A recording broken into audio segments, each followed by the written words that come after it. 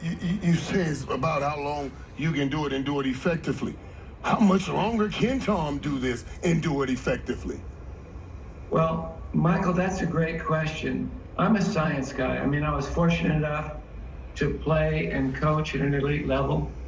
And as I get further and further involved with Hall of Famers in baseball, football, and golf, our research says that there's no reason that you can't do at 45 what you did at 25, but you've got to pay attention to things differently. So the aging process is loss of flexibility, muscle mass, and your nervous system.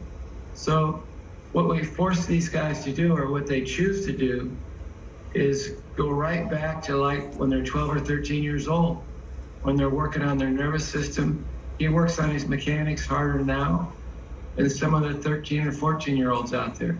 He works on his functional strength and his recovery as much as any teenager in the world.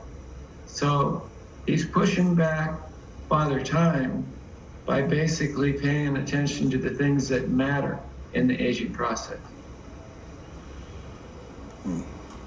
Tom, I want to swing on over to baseball because your name was brought back up in recent weeks with the passing of the legend Hank Aaron. People may not know this, but you actually were a teammate of his in Atlanta, and you caught home run number 715 when he passed Babe Ruth that night in Atlanta, Georgia, in April of 1974. You were a young player then. You took the ball. You ran it to home plate. Did you and Hank actually have a conversation at that point? And what happened with the ball? Well, we had all set it up ahead of time that we had our little territories. The bullpen guys each had 10 yards behind the left field fence where the bullpen area was. And my little territory was left center. And Al Downing threw a fastball away, and Henry hit it. And everybody talks about what a great catch. It wasn't such a great catch. If I would have stood still, it would have hit me right in the forehead. But I caught it. And I'd like to say I remember what happened after that. The next thing I actually came to consciousness was I was in front of him at home plate. He was hugging his mother.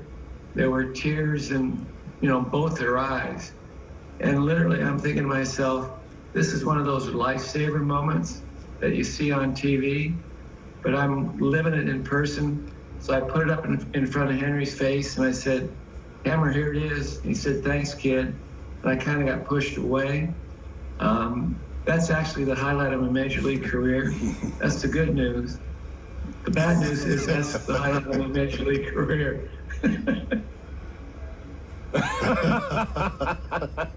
Hey, Tom, you talk about Hank Aaron, man. We all have such great fond memories of him. Can you share with us, talk to us, what do you think his legacy is in baseball, but also just in life in general, the mark he left upon us all? Well, Michael, that for me, my perspective, I've been blessed with being able to be on teams with superstars and actually coach superstars. Henry, of all the elite Hall of Fame athletes I've been around, is probably the most quietly competent of any of them.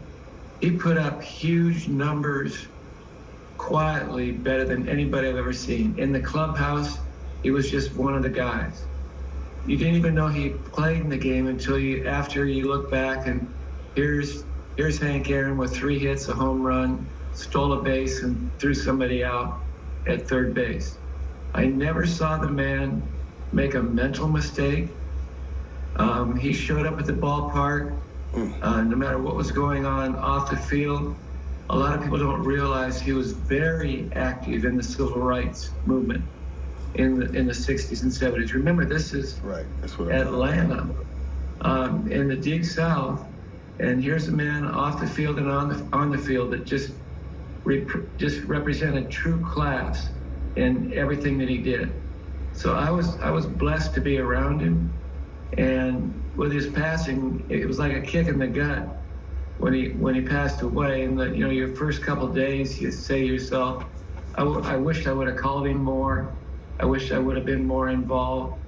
But the bottom line is now, all my memories and all the things I'm talking about are all good things.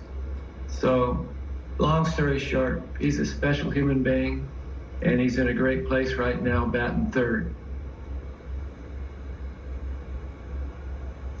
Tom House, thank you so much for the stories, the perspective on a pair of legends in their respective sports, Hammer Hank Aaron and, of course, Tom Brady. Thank you very much and enjoy the game on Sunday.